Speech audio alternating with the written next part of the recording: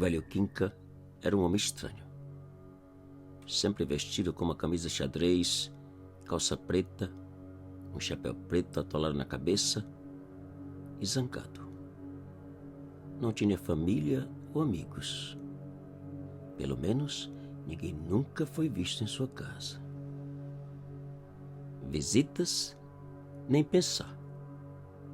Cada vez que alguém aproximava da entrada da chácara ou da cerca do milharal, o velho Quinca aparecia com um enorme garfo nas mãos, reclamando, xingando e escorraçando. Sua vida era a chácara e sua plantação de milho que ele cuidava e protegia dia e noite com a ajuda de um bando de corvos que alimentava. Certo dia, o velho Quinca bateu as botas. Sofreu um ataque do coração e morreu. Seu corpo foi encontrado vários dias depois, no meio do milharal, cercado por seus únicos amigos. Todos em silêncio. Os corvos. Daquele dia em diante, a fazenda foi abandonada e o milharal foi secando. Os corvos, no entanto, continuaram protegendo o que restava do milharal, como se esperasse o retorno do velho amigo Quinca. Dias depois, algo estranho aconteceu. No meio do milharal apareceu um enorme espantalho com um garfo em uma das mãos. Os corvos, fazendo uma zoeira ensurdecedora, voavam e pousavam ao redor do estranho espantalho, que vestia a mesma roupa que o velho Quinca usava. Mesma camisa xadrez, mesma calça preta e com o mesmo chapéu atolado. Ninguém sabia quem colocou o espantalho. Ninguém tinha coragem de investigar ou entrar naquele milharal seco.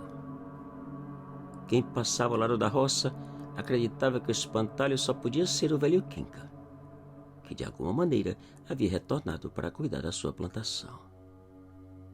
Para os vizinhos, aquilo não passava de uma brincadeira de mau gosto criada por algum infeliz que não ia com a cara do velho Quinca. Brincadeira ou não, o certo é que a história do aparecimento do espantalho foi espalhando e os curiosos e atrevidos chegando. E logo depois, as histórias de horror começaram. A primeira de todas foi a de um casal de adolescentes encontrados mortos do lado de dentro da cerca do milharal. Segundo a autópsia, os dois possuíam 4 furos na barriga, causados por algo fino e longo, como os 4 dentes do garfo do espantalho. O alvoroço e a curiosidade com relação ao espantalho aumentavam. O medo aterrorizava. A segunda foi a de um jovem de 23 anos encontrado perto do espantalho com os mesmos 4 furos no corpo e várias marcas parecidas com picadas de pássaros. A pergunta agora era uma só. Quem era o assassino? O espírito do velho Quinca em forma de espantalho e seus corvos? Ou um mau elemento aproveitador da situação?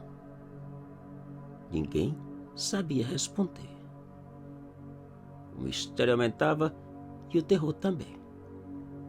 Ninguém tinha coragem de sequer olhar para o espantalho. A terceira história aconteceu com 3 adolescentes encontrados da mesma forma que o jovem da segunda. Perto do espantalho, furados e picados. O terror chegava ao extremo. Revoltados com aquela situação, a polícia e alguns moradores atiçaram fogo no que restava do milharal.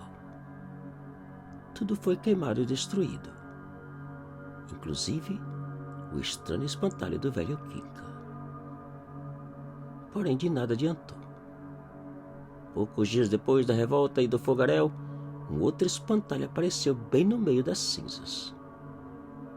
Mesmo chapéu, mesma camisa xadrez, mesma calça preta e sustentando o que parecia ser o mesmo garfo. Ao seu redor estava o mesmo bando amigo de sempre. O mesmo bando de corvos.